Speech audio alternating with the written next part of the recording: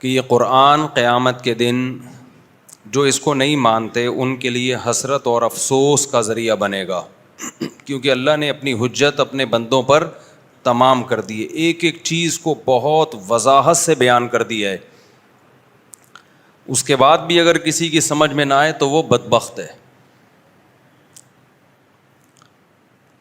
وَإِنَّهُ لَحَقُّ الْيَقِينِ فَسَبِّحْ بِاسْمِ رَبِّكَ الْعَظِيمِ۔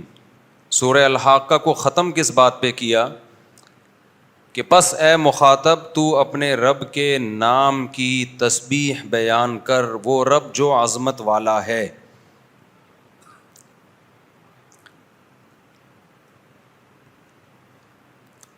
پچھلے ہفتے اس پر بہت تفصیل سے بات ہوئی تھی۔ رسول اللہ صلی اللہ علیہ وسلم نے فرمایا کہ اللہ کا ذکر اور جو چیزیں اللہ کے ذکر کے مناسب ہیں اس کے علاوہ سب کچھ باطل ہے، اس کائنات میں سب بیکار ہے۔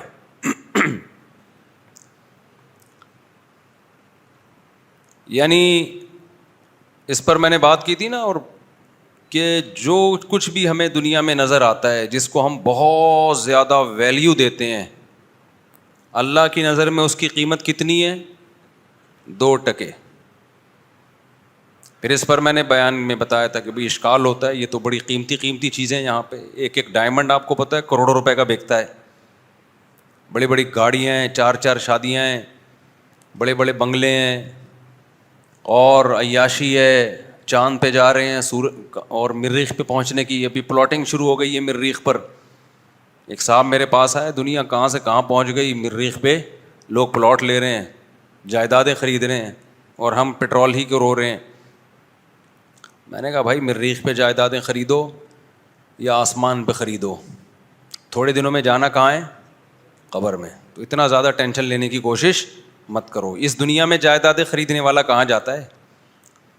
ہمارے لیے تو مریخ بحریہ ٹاؤن ہے، کیا خیال ہے؟ ہمیں تو وہاں 2 پلاٹ مل جائیں تو لوگ خوشی سے پاگل ہو جاتے ہیں نا۔ تو لیکن جس نے بحریہ ٹاؤن بنایا وہ بیچارہ تھوڑے دنوں میں مر کے ختم ہو جائے گا۔ جو سائنسدان مارس پہ پہنچ رہے ہیں، مریخ پہ پہنچ رہے ہیں، وہ تھوڑے دنوں میں مر کے ختم۔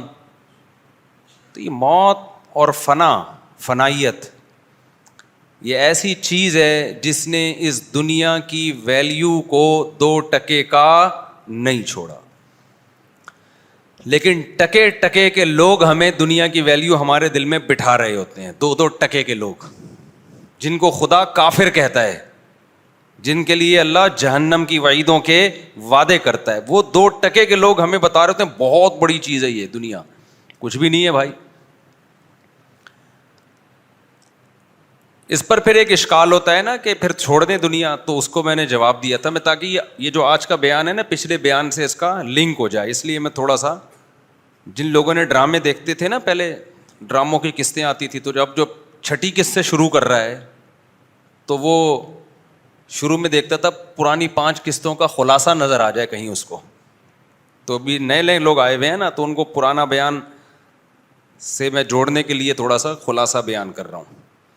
بعض دفعہ وہ خلاصہ ہی دوبارہ بیان ہو جاتا ہے، تو کوئی بات نہیں، کوئی غلط باتیں تو ہو نہیں رہی ہیں۔ ٹکے ٹکے کی دنیا کی اگر آپ کی نظر میں بار بار ریپیٹ کرنے سے دنیا کی ویلیو 2 ٹکے کی ہو جائے تو فہو المرام، وہ تو مقصد ہے نا۔ دنیا کی نفی جتنی زیادہ کی جائے اتنا صحت کے لیے اچھا ہے، جسمانی صحت بھی اور دماغی صحت بھی۔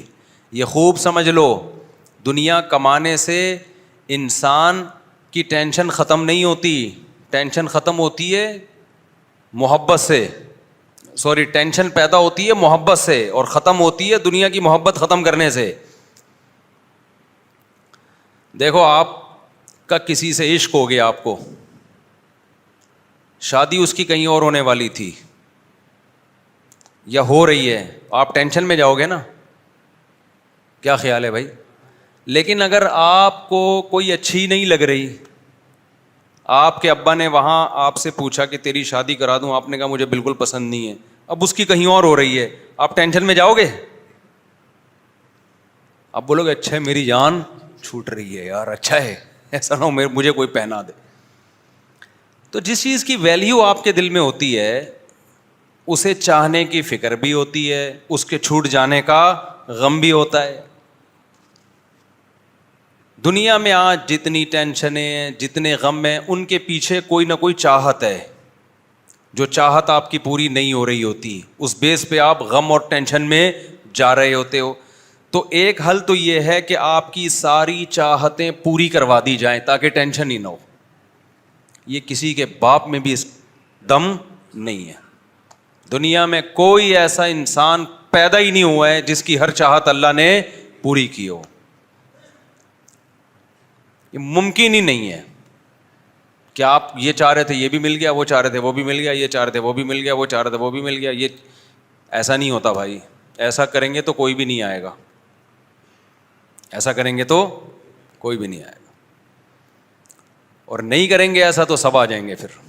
ٹھیک ہے. تو ایک حل یہ ہوتا ہے کہ ان چاہتوں کو مسلط ہی نہ کیا جائے بھائی.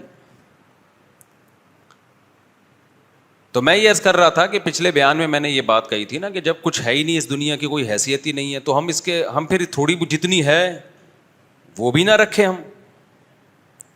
پھر ہم کیوں اچھے کھانے کی فکر کرتے ہیں, اچھے لباس کی فکر کرتے ہیں, اچھے گھر کی فکر کرتے ہیں.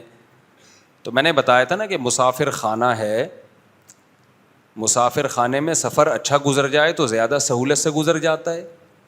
اور ان للہ عبادا فطنا طلقوا الدنیا وخافوا الفتنا نظروا الیہا فلما علموا انہا لیست لحی وطنا جعلوها لجتا واتخذوا صالح الاعمال فیہا سفنا. امام شافعی کا بڑا خاندانی شعر ہے کہ اللہ کے کچھ عقل مند بندے ایسے ہیں,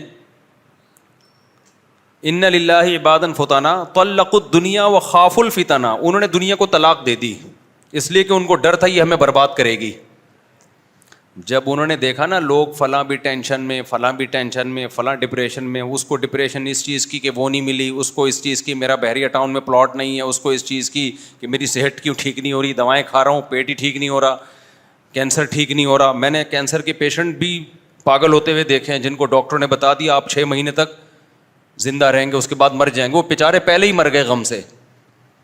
تو 20 قسم کے غم ہیں انسان کو, اور آپ سمجھتے ہو غریبوں میں غم زیادہ ہیں, یہ بالکل غلط ہے. غموں کا ریشو دولت مندوں میں زیادہ ہے.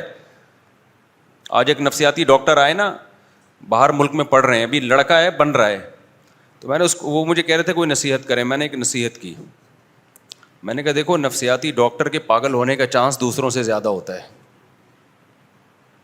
نفسیاتی ڈاکٹر کے پاگل ہونے کا چانس دوسروں سے زیادہ ہوتا ہے, یہ ذہن میں رکھنا. کیونکہ نفسیات بہت پیچیدہ علم ہے, اس کے لیے جب تک ایکسٹرا آرڈینری کوئی ذہین نہ ہونا اس وقت تک پڑھنا ہی نہیں چاہیے. اس میں بہت زیادہ کوئی ذہین ہوگا نا تو یہ پڑھے علم, ورنہ وہ, کیونکہ بہت سی سادہ چیزوں کو جب ہم پڑھتے ہیں نا تو پیچیدہ ہوتی چلی جاتی ہیں. وہ تو کیا ہوتی چلی جاتی ہیں, پیچیدہ. تو اس لیے دماغ ہے تو پڑھو, ورنہ خود پاگل ہو جاؤ گے. دوسری بات یہ, پڑھنا چاہیے, میں یہ نہیں کہہ رہا کہ نہیں پڑھیں, بڑی کام کی چیزیں بھی ہوتی ہیں اس میں, لیکن کھوپڑی جس کی ہوگی وہ پڑھے, ورنہ نہیں پڑھو بھائی. نارمل رہو, سیدھے نہیں پاگل ہو گئے انشاءاللہ. ایسا نہ ہو دوسروں کا علاج کرتے کرتے خود کیا ہو جاؤ, خود آڑے ترچے ہو جاؤ. تو یہ بہت ذہین لوگوں کا کام ہے نفسیات پڑھنا. دوسری بات یہ کہ نیچر سے کبھی بغاوت نہیں کرنا, کیونکہ یہ لوگ باہر کی یونیورسٹیوں میں پڑھ رہے ہیں. میں نے کہا گورا خود پورا ٹھیک نہیں ہے, وہ تمہیں کہاں سے ٹھیک کرے گا پورا, وہ خود آڑے ترچے ہیں. ڈپریشن کے پیشنٹ ہماری نسبت وہاں زیادہ ہیں, خودکشی کا ریشو ہماری نسبت وہاں زیادہ ہے. تو وہ اپنی سوسائٹی کو تو بچا نہیں سکا, ہمیں کیا بچائے گا وہ. تو میں نے کہا وجہ اس کی یہ کہ نیچر سے بغاوت. کس سے بغاوت ہے؟ نیچرل لائف تو ہماری ہے, ان کی تھوڑی ہے. اچھا, پھر میں نے بتایا کہ دیکھو بچوں میں نفسیاتی بیماریوں کا کیسز مالداروں میں زیادہ ہیں, غریبوں میں کم ہیں. یہ بتایا آپ کو, غریبوں کے بچے بڑے ہوشیار ہوتے ہیں,